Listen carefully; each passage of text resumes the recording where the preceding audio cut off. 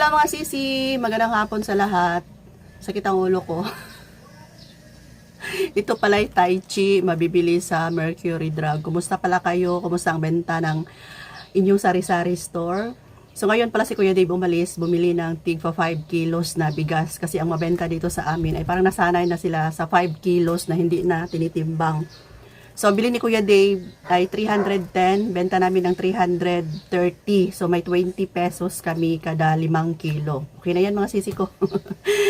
So, kanina pala ay may item pala tayo. Ito, oh. Ayan, kararating lang. Pero, mamaya ako na ito buksan.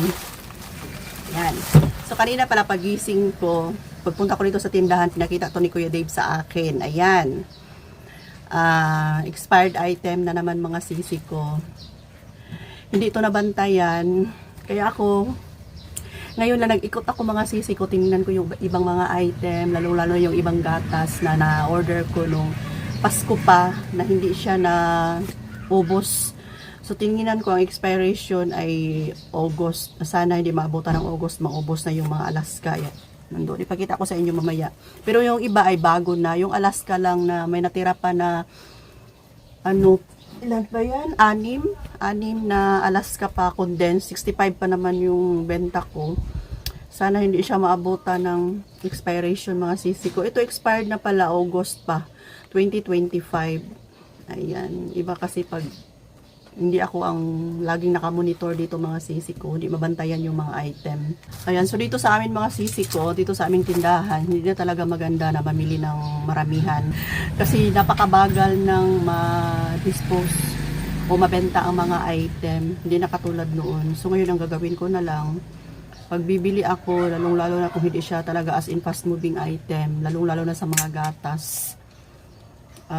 Pailan-ilan na lang mga sisi ko.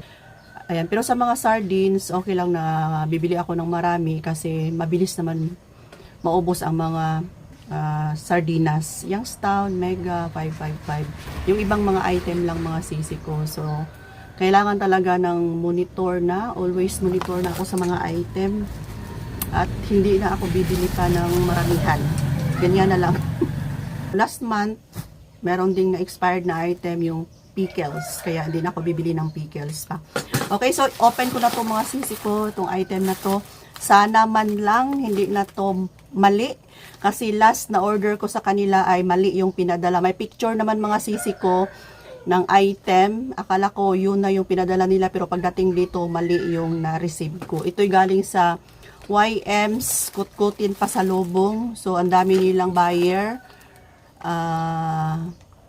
Almost 10,000 ang review naman nito. Pero palpak sila before. Sabi ko, okay, hindi na lang ako mag-review pa ng 1 star. Hindi na lang ako pagbigyan ko na lang kayo na sana sa susunod ay okay na yung pinadala ninyo. So, napa-order ako sa kanila mga sisi ko kasi yung sa isang suki ko ay wala masyadong design.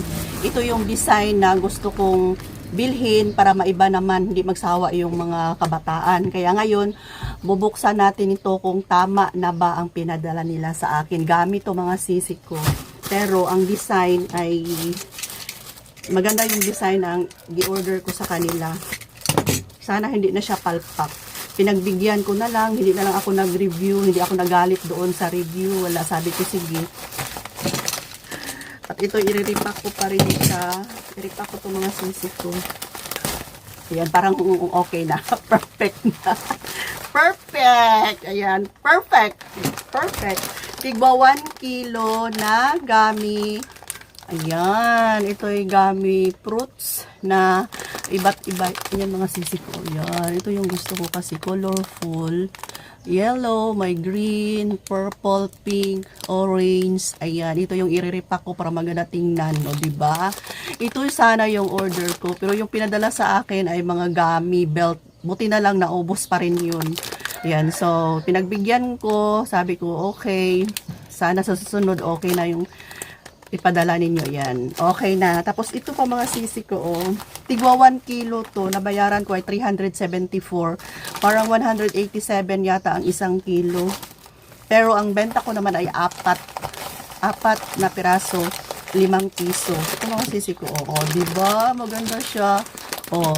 Colorful na tip. O, di ba? Ito yung gusto ng mga kabataan. Iba't ibang kulay na dati. Red lang naman yung teeth. Tapos, ngayon ay colorful na. Kaya napa-order talaga ako sa kanila kasi maraming design doon na mapilian. So, maglagay ako ng link kasi hindi na ako galit sa kanila. Kung gusto nyong mag-order, ayan, tigwa 1 kilo na lang ang binibili ko para pag maubos agad, pili na naman ng ibang design para hindi magsawa ang mga kabataan. O, di ba? Okay na. Thank you, YM Skutkutin. Yan, lagay ko yung product dyan kung gusto nyo mga sisi ko. Next item, ito. Nakalagay Fragile.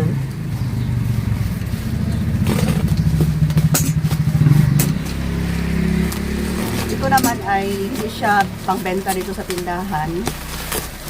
Gamit to sa kusina mga sisi ko. Gusto ko talaga na may ganito ako. Meron akong ganito. Pero kumuha ulit ako nag-order ulit ako ng panibag. Grabe yung pagka-wrap nila. Oh, ganda. Naka-bubble wrap sa taas, naka-box pa. Tapos sa loob, nakaganito pa talaga. Oh, may ano pang, oh, diba? Double bubble wrap. Oh, diba? Kahit na itapon-tapon siya, hindi siya mabasag, mga sisi ko. Kasi ito'y babasagin. Or ayan, 294 ito mga sisi ko. Babasagin siya, kaya wala, ganda niya. Ang ganda yung pagka, ay, di talaga kayo magsisisi pag bibili kayo ng ganito. Napakaganda, oh. Safe na safe mga sisi ko. Yung item, kulay pink. Kulay pink na naman yung binili ko. Alam, wow. Ganda siya, wow. Maganda siya mga sisi ko. So, yan, naputol tayo mga sisi ko. Dumating si Kuya Dave. May dala ng bigas. Yan. Kumain mo na yung manila. Kain tayo. Pila nga din eh? Pila din? 50 pesos. Ayan. Nilagang mani. Favorito ko to mga sisi ko. Ayan, patuloy tayo mga sisi ko. So, ito yung item. Ayan. Pwede siyang ilagay sa oven. May hati siya sa gitna. Lagay namin ng ulam to mga sisi ko. Pag may mga tira-tirang ulam, ilagay namin dito. At ipasok sa ref. Ayan.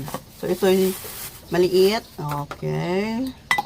So, meron ako before na na-order na itong bilog at saka itong, ayan, ito. Mas malaki, large mga sisi ko. Large, ito ngayon ay medium. Ayan. So, gusto ko tong gamitin. Ayan, may maliit. Kapag may tirang ulam kasi mga sisi ko, takpan ko lang siya ng ordinaryong lagayan ng ulam. Napansin nyo ba na may mga, pag open mo sa ulam ay may mga parang maliliit na langgam na galing, parang marami yan sa basurahan mga sisi ko. So pag open minsan sa ulam ay may lumilipad na mga langgam. So syempre napakadumi ng mga insekto na yan, tapos dumadapo sa pagkain natin, kaya bumili ako ng ganito, diba? Tapos, pag gusto mo siyang initin, direct mo na lang to sa oven. Pwede na siya kasi oven safe to mga sisi ko. Ayan. Okay, so punta tayo doon sa likuran. Nilipin natin yung dala ni Kuya Dave. Yan, ito na yung bigas ni Kuya Dave. Tagpila ni kakaan? Pila ka ang sulod ani? 5. 5, 10, 15, 20. 20 na. Tigpa 5 kilos ang nabili ni Kuya Dave ngayon. Dinamihan niya na lang ang maliliit kasi ito yung babenta. Nagtaas na naman, 315 na ang isa. Tapos, steel wool mga sisi ko. Ayan. Tapos ano pa to? Mga dala ni Kuya Dave. Ayan, luya, kamatis, sibuyas. Ay, buti may munggo na. Tapos bawang, munggo, and mga tuyo. Ayan, wag na natin yung anuhin. Pagod si Kuya Dave. Kaya ka lang, Kuya Dave. Ay, siupaw daw, Bi. I-open mo daw, pakita sa kanila, Be. Walang damit si Kuya Dave. Ayan. Pang merienda daw namin. Be? Wow! Yan lang? At saka, ano pa? Merienda natin. Pia. O, diba, mga sis. From Juans. Okay, so ito lang muna yung ano natin ngayon, update. Ayan, magulo pa dito. Mag-arrange pa kami ng napamili ni Kuya Dave. Bye for now mga sisi ko, love you all.